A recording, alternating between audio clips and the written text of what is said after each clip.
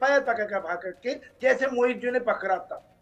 15 दिन में, ठीक है, ठीक है शोएब जी, इंतजार रहेगा बिल्कुल, और इंतजार है इन्हीं चीजों का। और वाकई में 15 दिन आपने कहा है, 15 दिन का बेसब्री से इंतजार रहेगा। फिलहाल बहुत शुक्रिया आपका इंडिया न्यूज के साथ जुड़ने के लिए। और इस वक्त की बड़ी खबर सामने है, बांग्लादेश में शेख हसीना और परिवार के एनआईडी ब्लॉक किए गए हैं। हसीना और उनके परिवार के 9 सदस्यों की पहचान पत्र ब्लॉक कर दिए गए हैं। शेख हसीना के खिलाफ चुनाव आयोग ने ये कार्रवाई की है।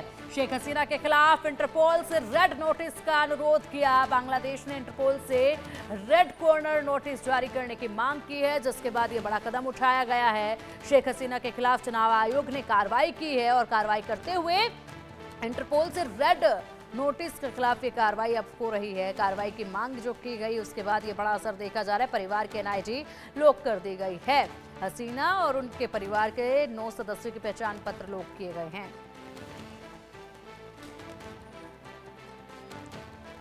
तो ये एक कदम उठाया गया है। लगातार मोहम्मद यूनिस यहाँ पर अपने इशारों पर तमाम वो कोशिशें कर रहे हैं ताकि पूरी तरीके से यहाँ पर हसीना का, शेख हसीना का अस्तित्व ही मिटा दिया जाए। ये कोशिशें उनकी देखी जा रही है। जिस तरीके से अब उनके और उनके परिवार की पहचान पत्र लॉक कराए गए हैं, एनआईडी लॉक करवा दी गई है।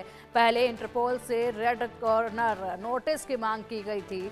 रेड कॉर्नर नोटिस वो नोटिस होता है जिससे किसी भी जिसको अपराधी घोषित कर दिया जाता है, उस अपराधी को किसी भी दूसरी कंट्री से लाया जा सकता है, आसानी से उसकी गिरफ्तारी हो सकती है, जिसमें कोई दूसरी बाधा कानूनी तौर पर या फिर किसी नियमों के तहत बाधाएं नहीं आती हैं, इसमें मदद मिलती है। लेकिन फिलहाल यहाँ पर रेड कॉर्नर नोटिस का असर कितना होगा ये देखना होगा। लेकिन क्योंकि भारत ने तो वीजा अवधि यहाँ पर शेख हसीना की बढ़ा दी है, भारत शेख हसीना की वीजा अवधि को बढ़ा चुका है, तो दूसरी तरफ यहाँ पर लगातार शेख हसीना के खिलाफ मोहम्मद यूनिस एक के बाद एक कड़े कदम उठा रहे हैं ताकि किसी भी तरीके से शिकंजा जो है वो कसा जा सके।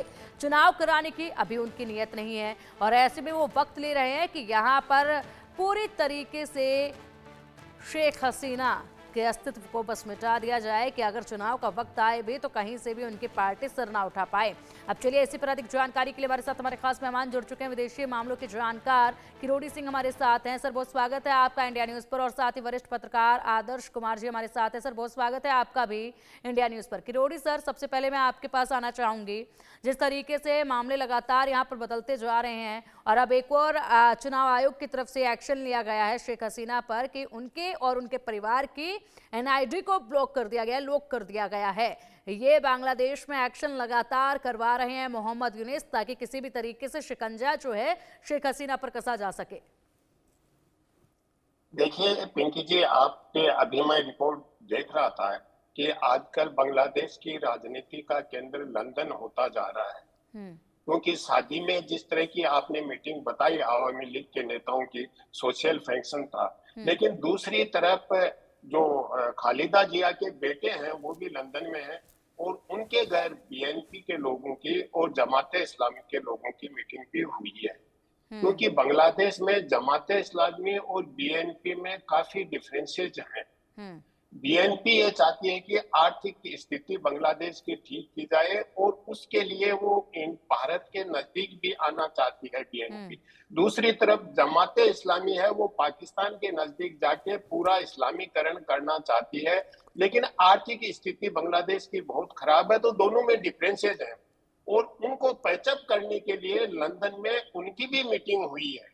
तो उसका असर, ये दोनों ही मीटिंग जो लंदन में हुई, बांग्लादेश की राजनीति पे क्या असर पड़ सकता है, उससे जोड़ के हम ये जो हसीना का इलेक्शन आईडी को खत्म किया, पहले पासपोर्ट को खत्म किया, तो वो इसी से जोड़ के देख सकते हैं। तो अब जब चुनाव होते हैं तो वो नहीं चाहते कि हसीना या उनके परिवार का सदस्य कोई चुनावी राजनीति में आए और इसलिए केवल हसीना की इलेक्शन आईडी खत्म नहीं की है, जो उसके परिवार के दूसरे सदस्य हैं उनकी भी खत्म कर दी है। तो ऐसी स्थिति में अब बीएनपी चाहती है कि तत्काल चुनाव हो।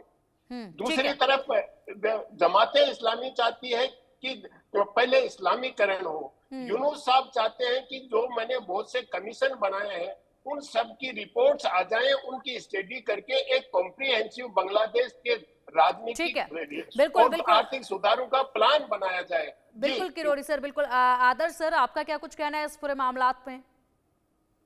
देखिए, सबसे बड़ी बात तो मुझे ये लग रही है कि बांग्लादेश के जो हालात हैं, वो बिल्कुल अंतिम चरण में है और मुझे लगता है कि बहुत जल्द जो है वहाँ मुझे तख्तापलट की संभावना दिखाई देती है।